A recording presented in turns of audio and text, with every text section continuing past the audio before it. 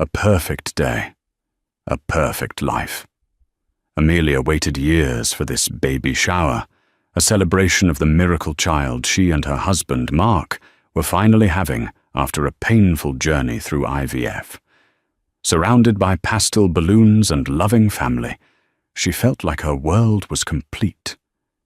But a single guest, uninvited and unwelcome, was about to shatter that perfection. What started with a cruel taunt from her husband's mistress would end with a DNA test, hidden inside a grandmother's gift, that would expose a lie so profound it would tear two families apart and redefine the very meaning of the word mother. The late August sun streamed through the large bay windows of Amelia and Mark's pristine suburban home, illuminating dust motes dancing in the air like tiny golden fairies. For Amelia, they might as well have been. Everything felt magical, blessed, and finally, right. Her hand rested instinctively on the pronounced curve of her stomach, a protective gesture that had become second nature over the last 7 months. Inside, her daughter Lily kicked gently, as if in agreement. This baby shower was more than a party. It was a testament to resilience. 5 years, 2 miscarriages, 3 failed rounds of IVF that had scraped their finances and their souls raw. Mark had been her rock, holding her through sobbing nights and injecting hormones with a steady hand when hers trembled too much. He was a successful financial consultant, a man who navigated volatile markets with a cool head, and he'd applied that same calm certainty to their fertility journey. "We'll get there, Amy," he'd murmur, his voice a balm on her frayed nerves. "Our family is worth the fight." And they had gotten there. This 4th round, the one they'd called their final attempt, had worked. The 2 pink lines on the test had felt like a hallucination, the ultrasound heartbeat a thunderous miracle. Today, their garden was a sea of pink and white. Balloons shaped like clouds bobbed in the gentle breeze. A 3-tiered cake, adorned with delicate sugar flowers, sat as the centerpiece on a long table laden with macarons, finger sandwiches, and fruit tarts. Amelia's mother, Sarah, a woman whose own life had been a series of quiet battles gracefully won, was fussing over the placement of the gift table, her eyes shining with unshed tears of joy every time she looked at her daughter.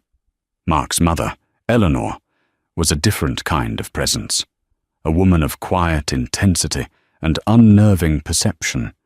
She sat in a wicker chair in the shade, observing the proceedings with a placid smile that never quite reached her piercing blue eyes.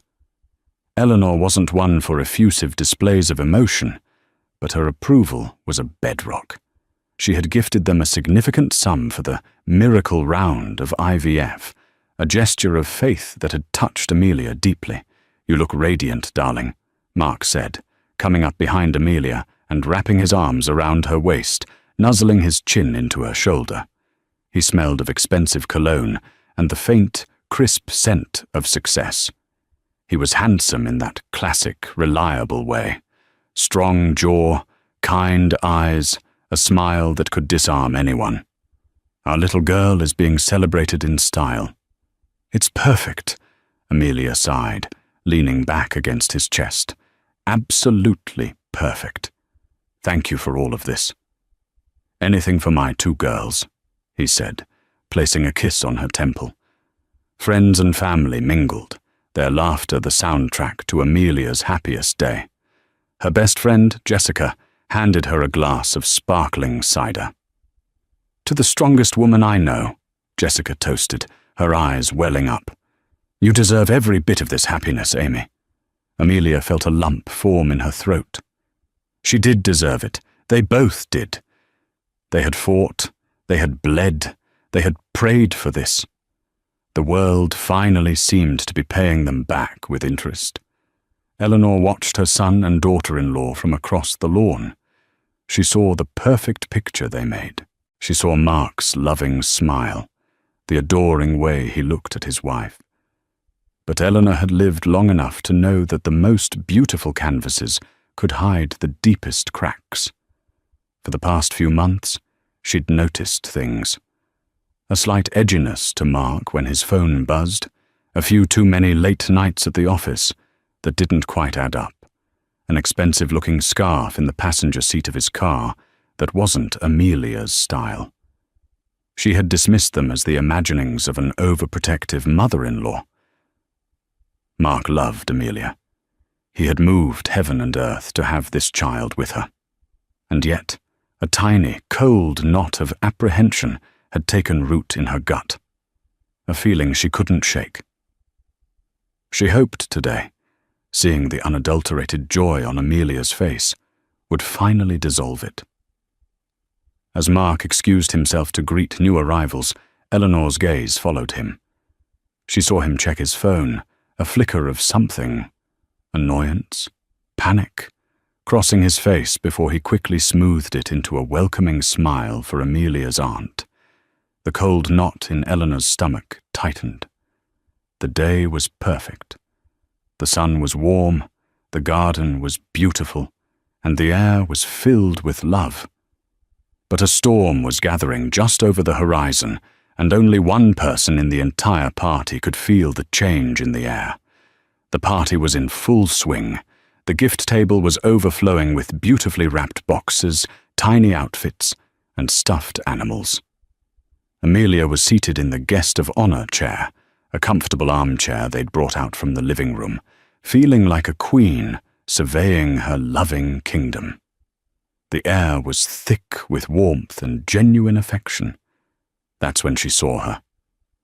A woman stood at the edge of the patio, framed by the rose trellis. She was the antithesis of the party's soft, pastel theme. She wore a tight black dress that hugged a figure that was toned and athletic. Her hair was a severe, platinum blonde bob, and her lips were painted a slash of defiant red. Sunglasses hid her eyes, but her posture screamed arrogance.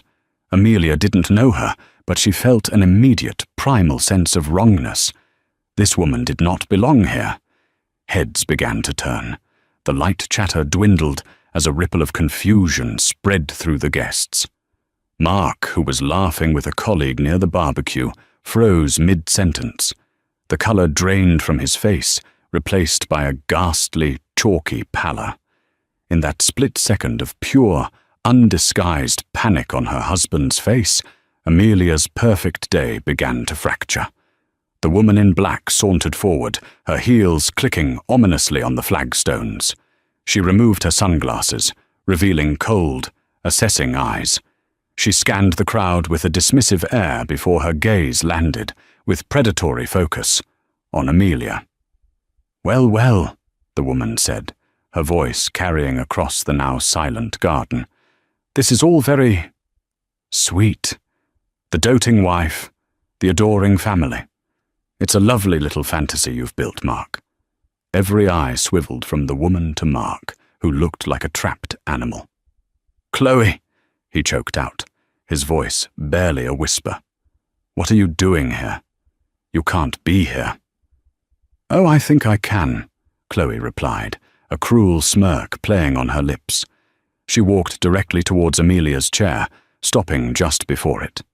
She looked down at Amelia, her eyes raking over the swollen belly, the happy glow now extinguished and replaced with a dawning horror. "So, this is the miracle, baby," Chloe sneered, her tone dripping with condescension. "The one you spent a fortune on. The little IVF project." Amelia felt the blood rush in her ears. She looked at Mark, her eyes pleading for an explanation, for him to make this nightmare stop. He just stood there, paralyzed. Amelia's mother, Sarah, stepped forward. "I'm sorry, who are you? I think you have the wrong house." Chloe let out a short, sharp laugh. "Oh no, I have exactly the right house. And the right man." She turned her smirk back to Amelia. "You see, while you were busy with doctors and needles, playing the long-suffering martyr, Mark needed a real woman. Someone who could give him what he wanted, without all the medical intervention. The collective gasp from the guests was like a physical blow. Jessica moved to stand beside Amelia's chair, a protective hand on her shoulder. "Get out," Jessica said, her voice shaking with rage. But Chloe was on a roll, her performance building to its crescendo. "He told me all about it. How sad it was. How you couldn't, perform your most basic function. It must be so hard knowing you're broken." Tears streamed down Amelia's face, hot and silent. The cruelty was surgical, precise, designed to inflict the maximum amount of pain. "That's enough, Chloe." Mark finally found his voice, striding forward. He grabbed her arm. "We'll talk about this later." "No," Chloe said, wrenching her arm free. "We'll talk about it now. I'm tired of being the secret. I'm tired of waiting in the wings while she gets to play house." She placed a hand on her own stomach, a stomach that, to Amelia's horror, showed a small but definite bump beneath the tight black fabric. "I don't think it's fair that only one of Mark's babies gets a party," Chloe announced to the stunned crowd, "because I'm pregnant too, 12 weeks, and there was no intervention needed for this one. This one's all natural, all Mark." The world tilted on its axis. The pastel balloons seemed to mock her, the cheerful decorations a grotesque backdrop to the demolition of her life. She looked from Chloe's triumphant, smug face to her husband's ashen, guilty one. There was no denial, no outrage. Just the silent, damning confirmation of a man caught in a lie of his own making. Eleanor, who had remained silent and still in her wicker chair, now rose to her feet. Her face was a mask of cold fury, her blue eyes like chips of ice. She walked slowly, deliberately, toward the center of the drama. She didn't look at Chloe. Her gaze was fixed entirely on her son. "Mark," she said, her voice low and lethally calm, "is what this woman's saying true?" Mark couldn't meet his mother's eyes. He stared at the ground, a fallen idol of clay. His silence was the loudest confession of all. The baby shower was over. Amelia's perfect day had ended in a public execution of her marriage, her dignity, and her heart. As friends and family shuffled away in awkward, horrified silence, Amelia was left sitting in her throne of honor, surrounded by the wreckage of a sun-drenched lie, the cruel laughter of a mistress echoing in the ruins. The aftermath was a silent, suffocating fog. The guests evaporated, leaving half-eaten plates and wilting decorations behind, like the remnants of a battlefield. Sarah and Jessica cleared everything away with a quiet, furious efficiency, their movements sharp and protective, shielding Amelia from the physical evidence of her shattered happiness. Mark tried to talk to her, his words a desperate, clumsy cascade of excuses and minimization. "Amy, please, she's unhinged. She wasn't supposed to come here." "She's exaggerating. It wasn't what it looks like. It meant nothing. It was just a mistake, a stupid mistake. You and the baby are my life." Amelia sat on the couch, wrapped in a blanket, staring at the wall. His words were just noise, the meaningless buzzing of a fly. She didn't scream or cry or throw things.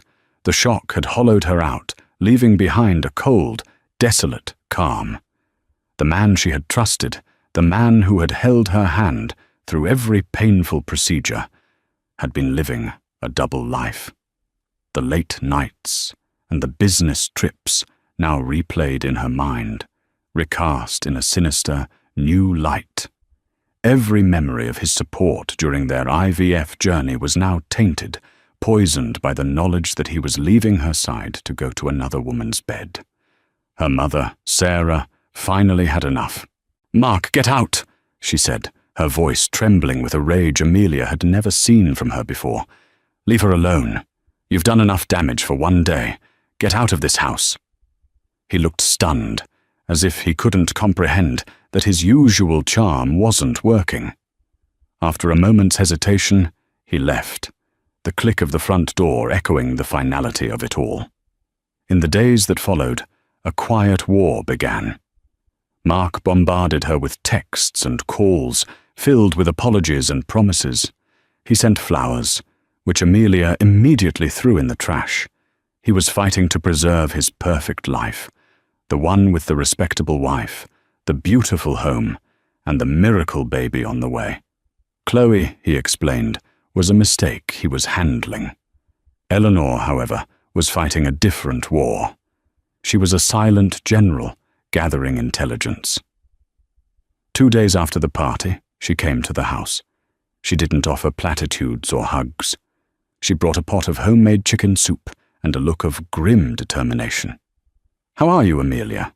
she asked, her tone gentle but direct. "I don't know," Amelia answered honestly, her voice raspy. "I feel erased." "You are not erased," Eleanor stated, her voice firm. "You are the mother of my grandchild. That is a fact that will not change." She sat opposite Amelia at the kitchen table. "Mark is a fool. He is my son, and I love him. But he is a fool who has been led by his own vanity.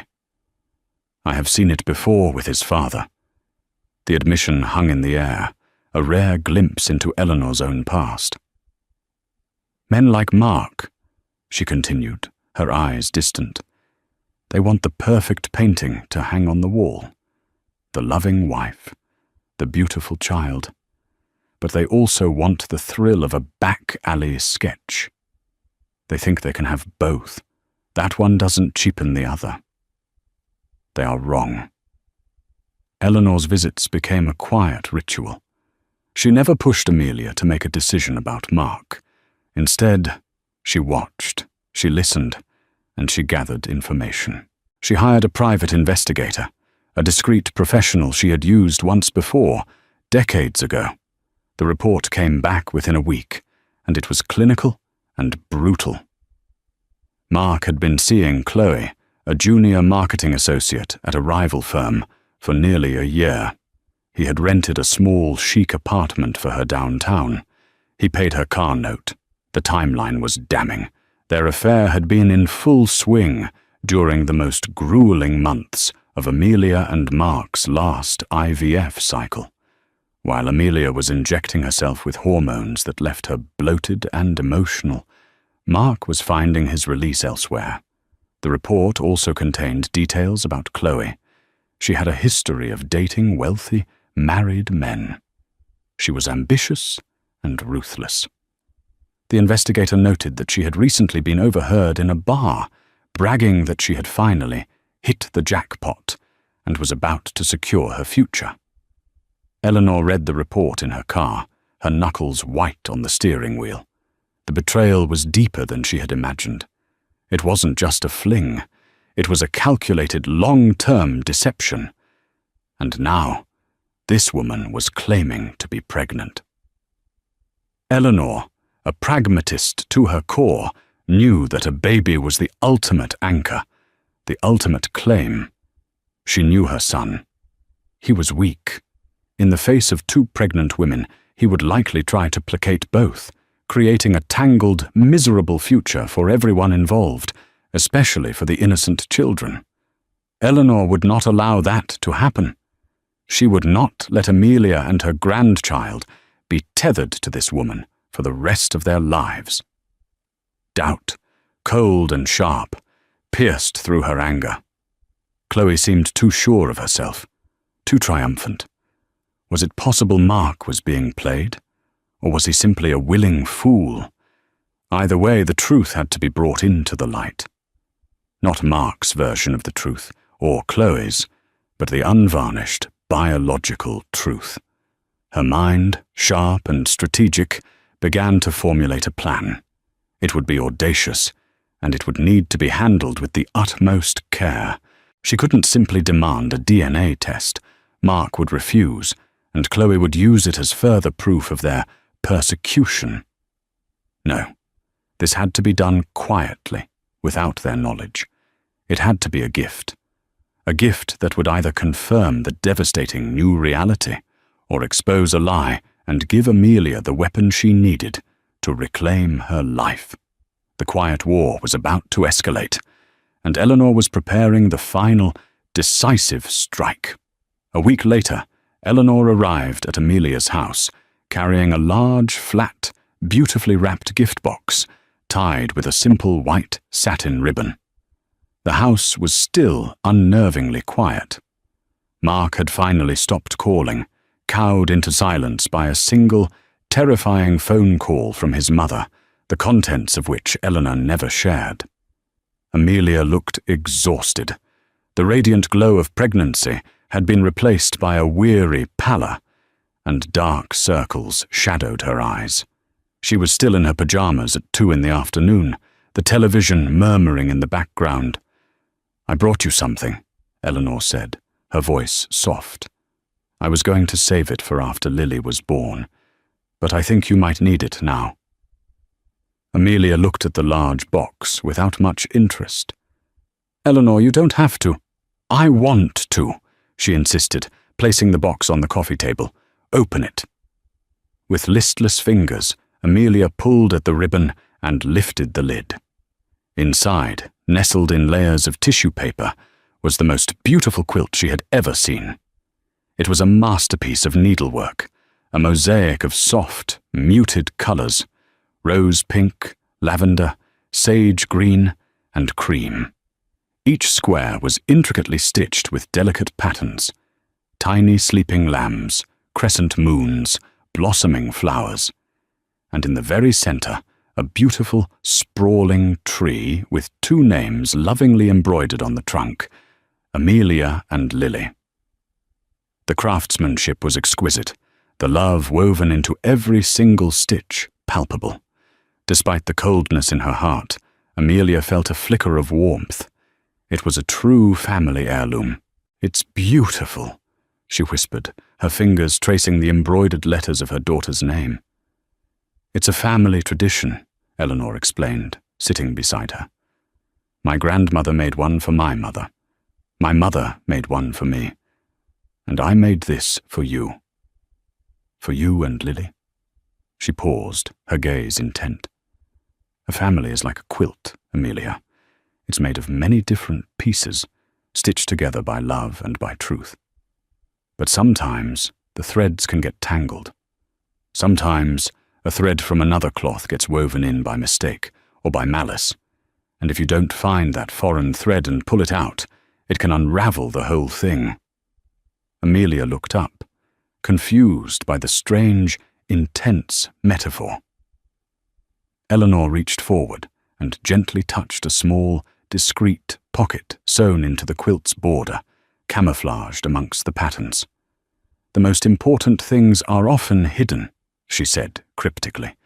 "They require you to look closer, to make sure every thread truly belongs."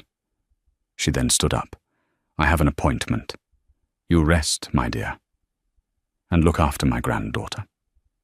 After Eleanor left, Amelia sat with the quilt for a long time, the soft fabric draped over her lap.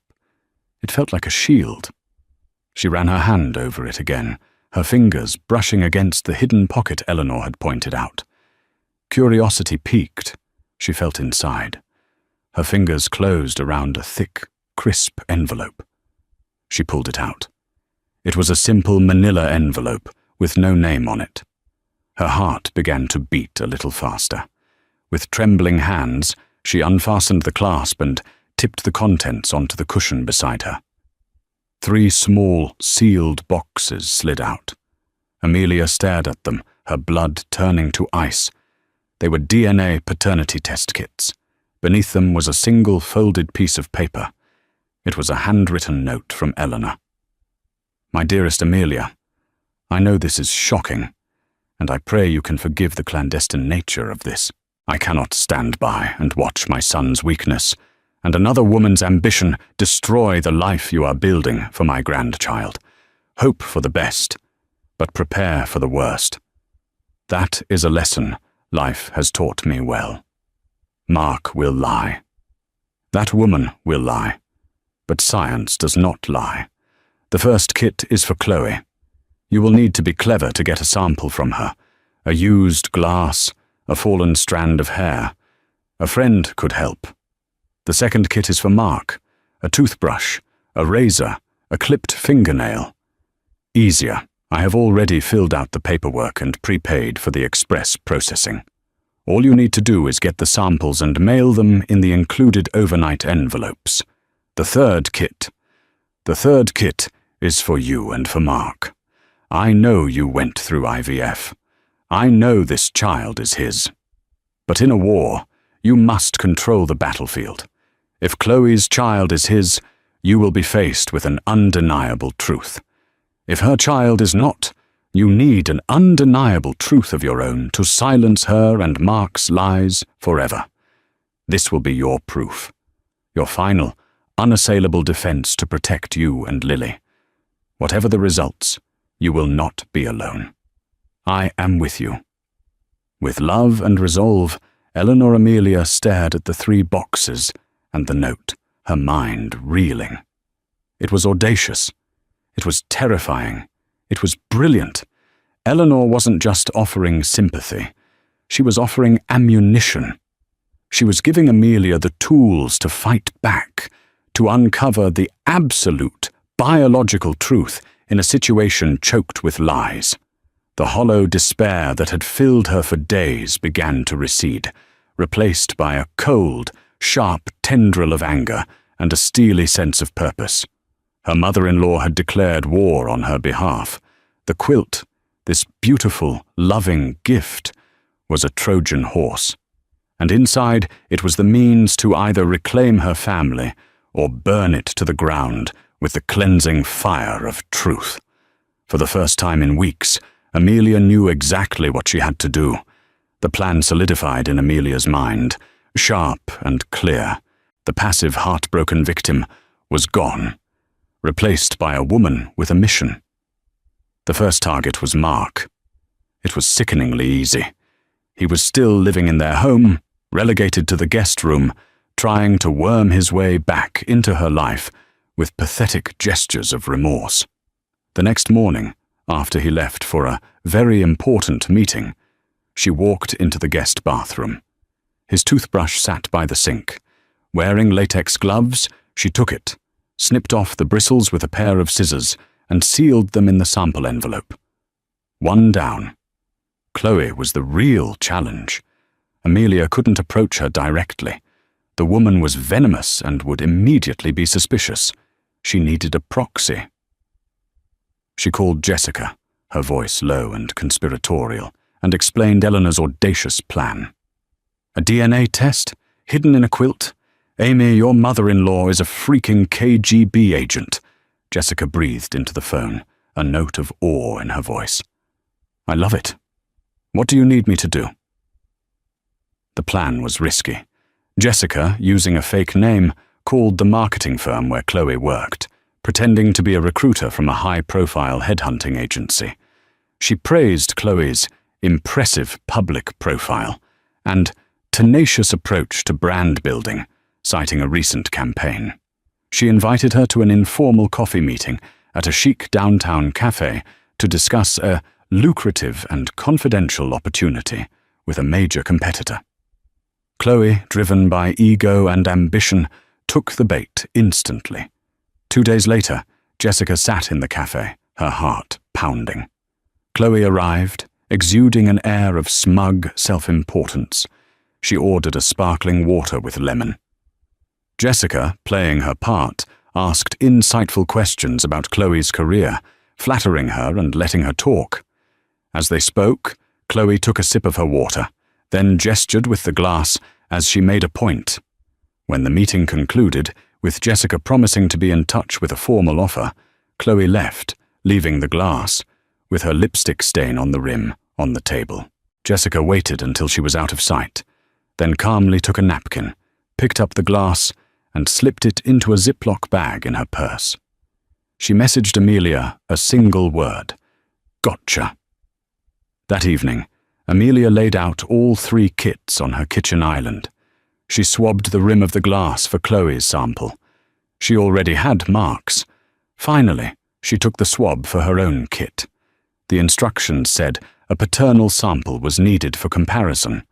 The second kit, the one Eleanor had labelled "For you and Mark," was already complete with his DNA from the toothbrush. She sealed everything meticulously, her hands steady. The next morning, she drove to the post office and sent the 2 prepaid overnight envelopes to the lab in different states, as Eleanor had arranged. And then, the wait began. The 5 days that followed were the longest of her life. Mark continued his pathetic campaign to win her back, oblivious to the storm that was about to break. He brought her cravings, pickles and ice cream, and talked about their future, about names for Lily, as if the scene in the garden had just been a bad dream.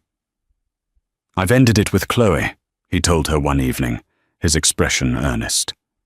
"Completely. I told her I want nothing to do with her or her claims. You and Lily are my world. I was a fool to ever risk that." Amelia looked at him, at his handsome, pleading face, and felt nothing but a cold, clinical detachment.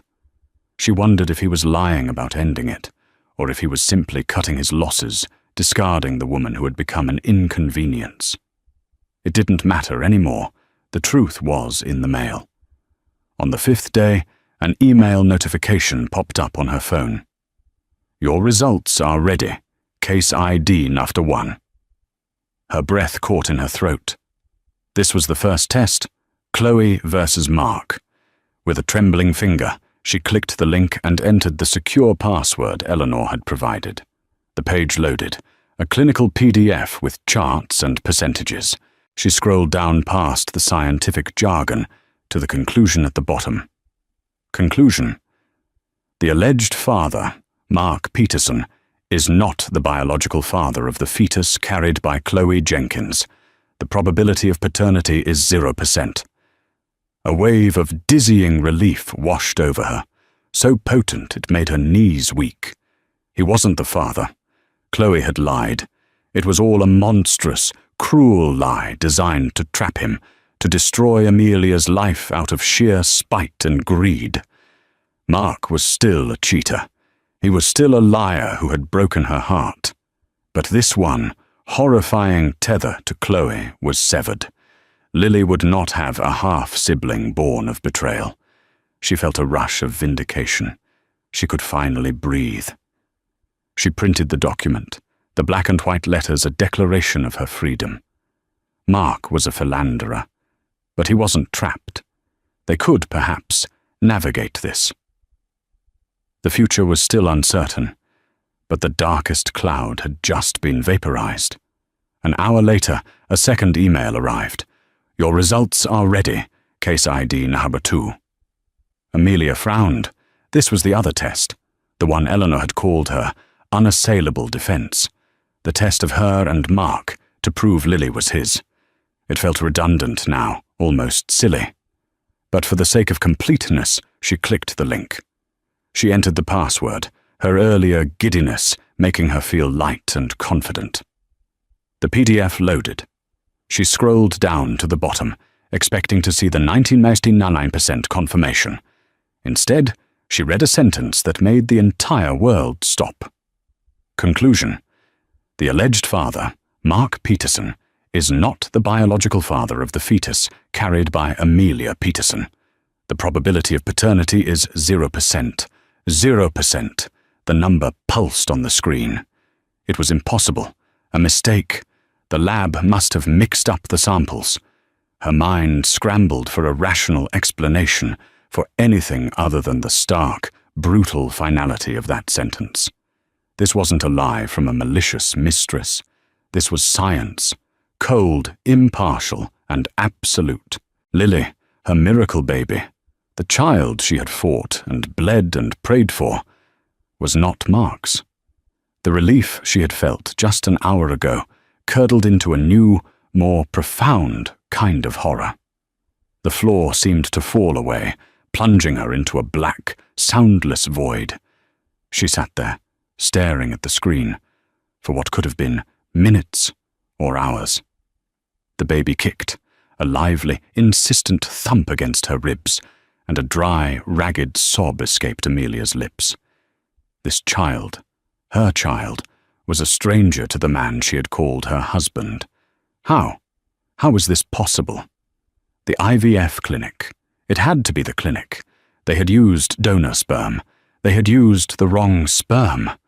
The thought was so monstrous, so violating, that it was almost unthinkable. Her entire journey, every shot, every procedure, every hopeful prayer had been based on a catastrophic error. The sound of the front door opening jolted her from her paralysis. Mark was home. He walked into the kitchen, a cheerful smile on his face. "Hey you, I was thinking we could order Thai tonight. My treat." He stopped when he saw her face, the smile faltering. "Amy? What's wrong? You look like you've seen a ghost." Amelia didn't say a word. She simply turned the laptop screen toward him. He leaned in, his brow furrowed in confusion. He read the first line. The alleged father, Mark Peterson. His eyes scanned down, and then his body went rigid. He read the sentence again, his lips moving silently. "What is this? What kind of sick joke is this, Amelia?" "That's the DNA test for me and you," she said, her voice flat, devoid of all emotion. "The one to prove Lily is yours." "It's fake. It has to be," he stammered, his face paling. Did you do something? Is this revenge?" The accusation was so vile, so far beyond the pale, that it finally broke through her shock and ignited a white-hot fury. "Revenge!" she shrieked, her voice cracking. "You think I would fake this? That I cheated on you? You, who was sleeping with another woman while I was injecting myself with hormones to have your baby. I have been faithful to you every single second of our marriage." She stood up, her body trembling. "But that's not all, Mark." She picked up the other printed document from the counter, the one about Chloe, and shoved it into his chest. "Read this one too."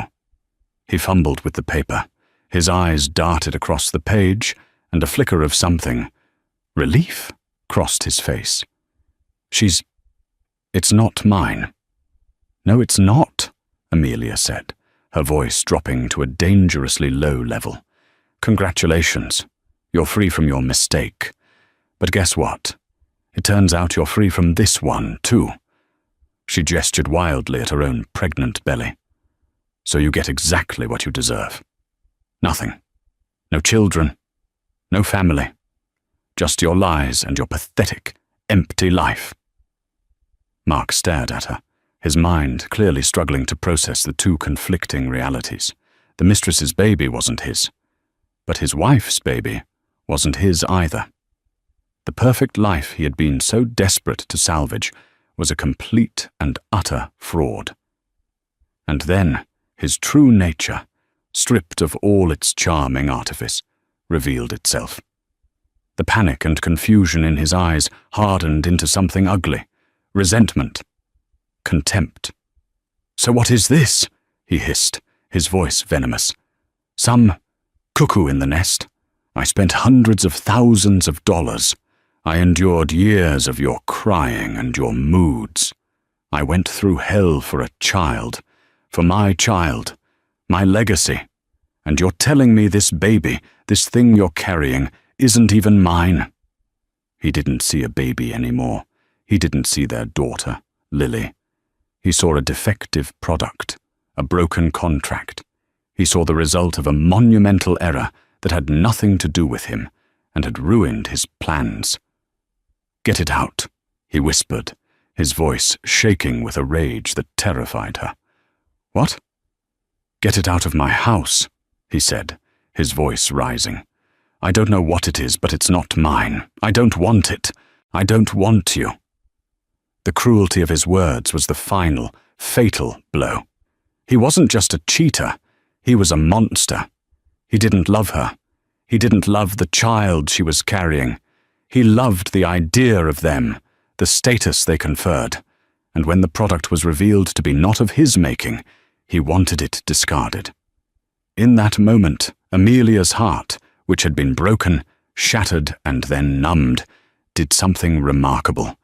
It began to harden. It forged itself in the fire of his hate into something new, something unbreakable.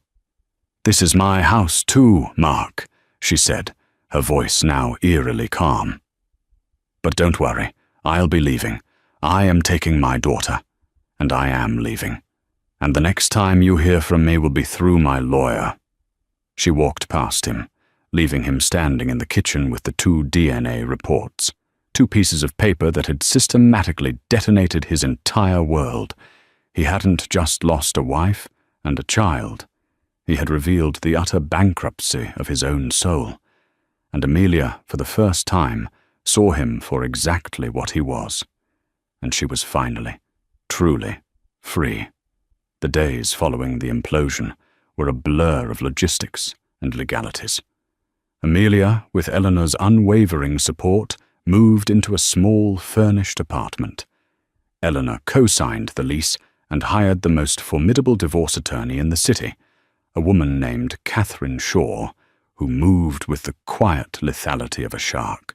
Their first stop, however, was the fertility clinic. Armed with the DNA report, Amelia and Catherine sat across from the clinic's director, a man whose polished, reassuring demeanor quickly crumbled into beads of sweat under Catherine's relentless questioning. An internal investigation was launched immediately. The clinic's mistake was a catastrophe of epic proportions, a human error with devastating consequences. A new lab technician, overwhelmed and improperly supervised, had mixed up 2 vials during the fertilization process. The sperm used to conceive Lily was not Mark's. It belonged to another sample in the lab that day, labeled only with a donor number. The clinic's lawyers immediately offered a massive settlement, a gag order, and a profuse, groveling apology. Amelia, on Catherine's advice, accepted. The money would secure her and Lily's future. But it felt like blood money, a pale compensation for a violation so profound. The question of the biological father haunted her. The clinic, citing donor confidentiality, refused to release any information about him. He was anonymous, a ghost in her daughter's story. Part of her was relieved. Her life was complicated enough. Mark, true to his word, had vanished. He filed for divorce, citing irreconcilable differences, eager to excise this chapter from his life. He made no claim to the child, offered no support. He simply wanted to erase them. The man she had once loved was a complete stranger to her now. 2 months later, Lily was born. She was a beautiful, healthy baby, with a tuft of dark hair and eyes so blue they seemed to hold the sky. Holding her daughter for the first time, Amelia felt a love so fierce and absolute it eclipsed all the pain and betrayal. This was her child, hers alone. The biological details, the clinical errors, the betrayals, they all faded away in the face of this tiny, perfect human. One afternoon, about a month after Lily was born, Eleanor came to visit. She held her granddaughter with a gentle reverence, her stern features softened by love. "Catherine called me," Eleanor said quietly, her eyes fixed on Lily's sleeping face. "There was a development. With the clinic." Amelia's heart clenched. "What is it?" "The investigation uncovered further negligence," Eleanor explained. "The donor whose sample was used. His file was mislabeled. It was not supposed to be an anonymous donation. There was a clerical error." She paused, taking a deep breath.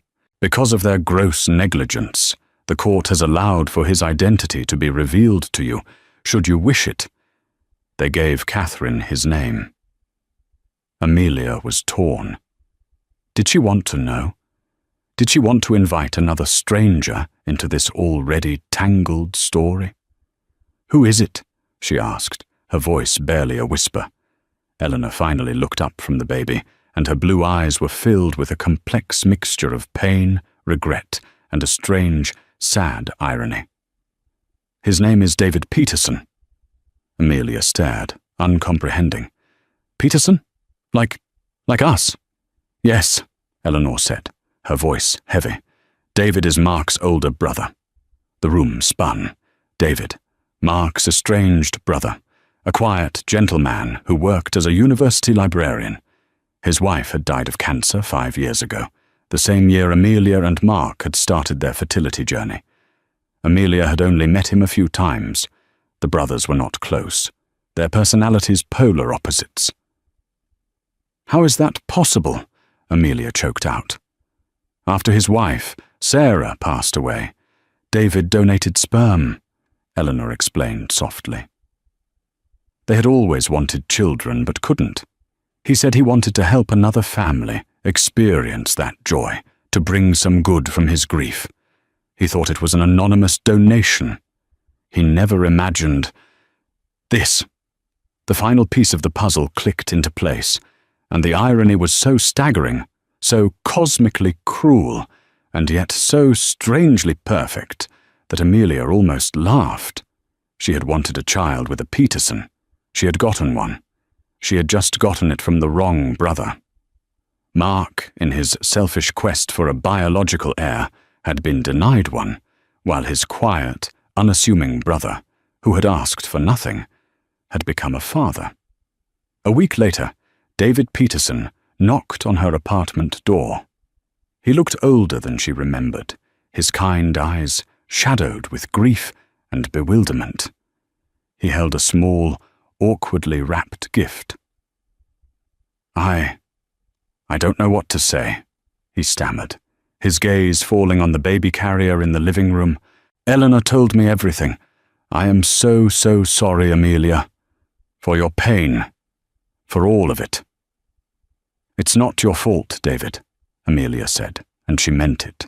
He was as much a victim of circumstance as she was. She invited him in. She let him hold Lily.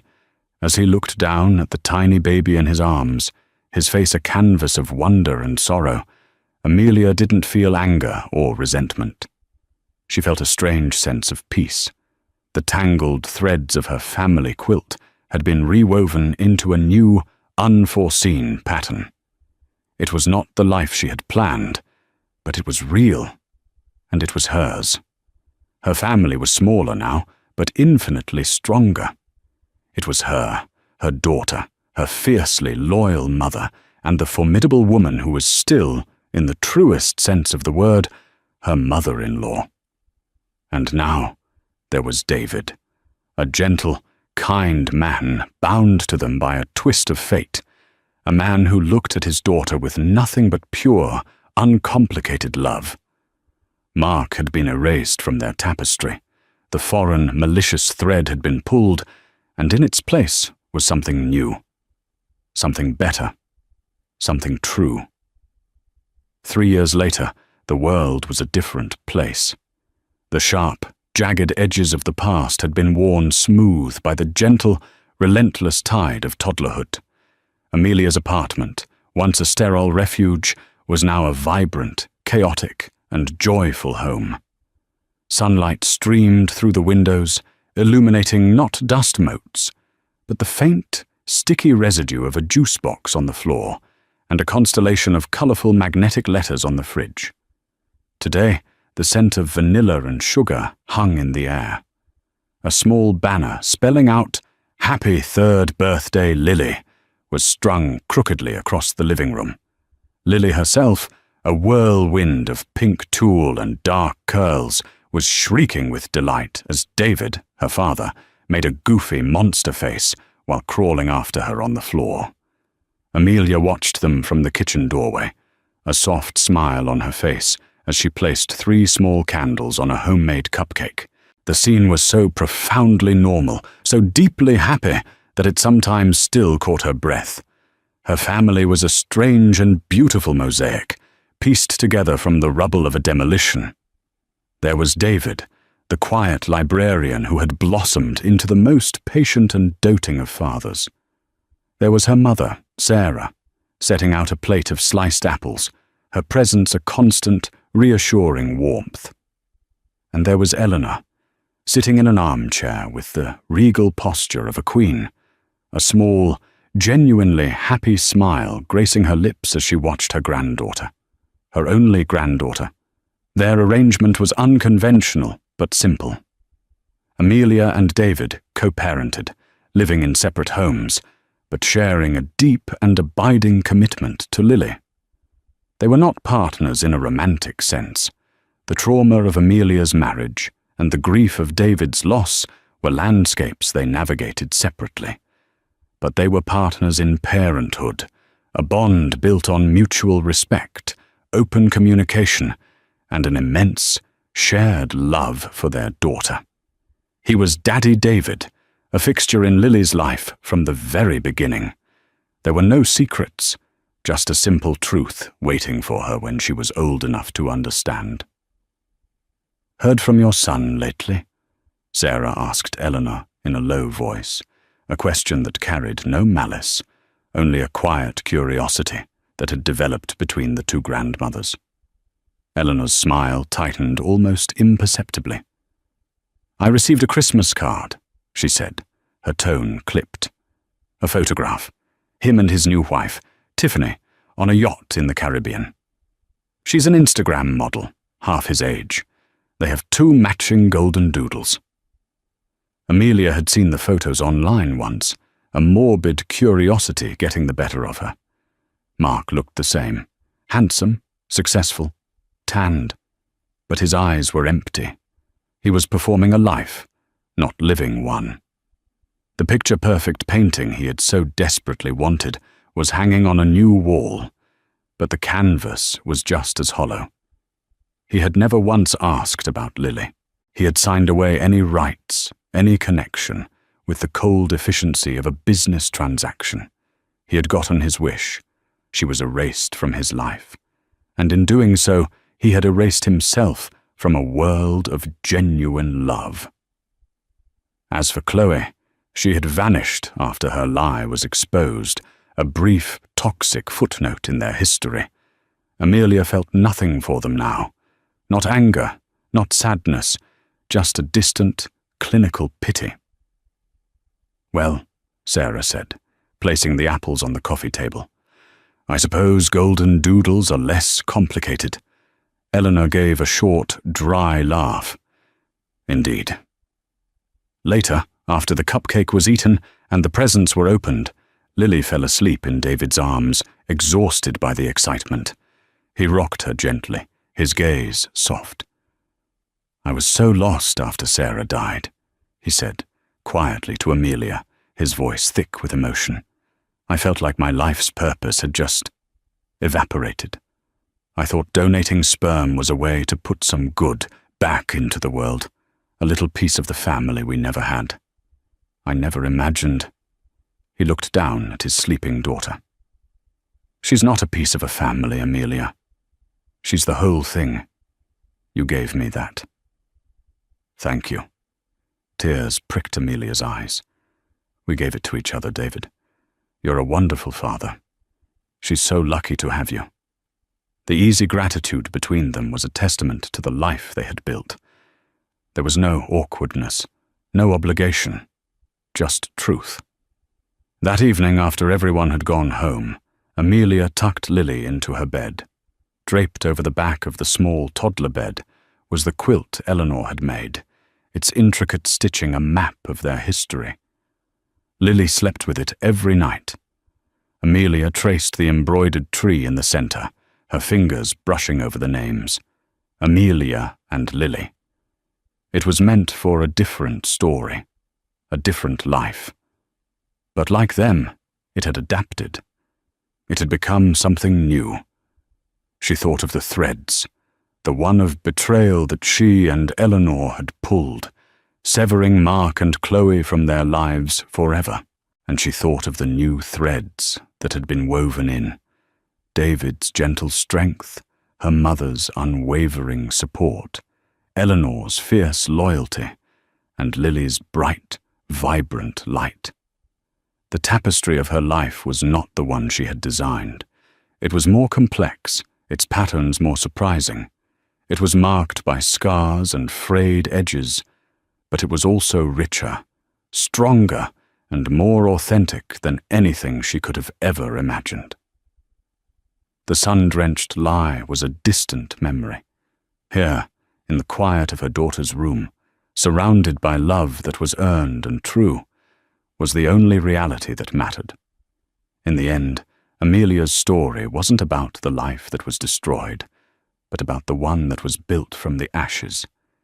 She learned that family isn't always about the picture-perfect life you plan, but about the unexpected bonds forged in truth and adversity. Mark, who craved a legacy, was left with nothing, while Amelia, who had lost everything, found a new, truer family in the most unexpected way. Her daughter Lily, born from a web of lies and a catastrophic mistake, became the beacon of a new beginning, surrounded by the fierce love of a grandmother who would move heaven and earth for her, and the quiet devotion of a biological father she would one day come to know. It's a powerful reminder that sometimes the most tangled threads weave the most beautiful and resilient tapestries. What did you think of Amelia's incredible journey? Could you ever forgive a betrayal like Mark's? What would you have done if you were in Eleanor's shoes? Let us know your thoughts in the comments below. If this story moved you, please hit that like button. Share it with someone who loves a story of strength and survival. And don't forget to subscribe to our channel for more real-life dramas that will leave you speechless. Thank you for listening.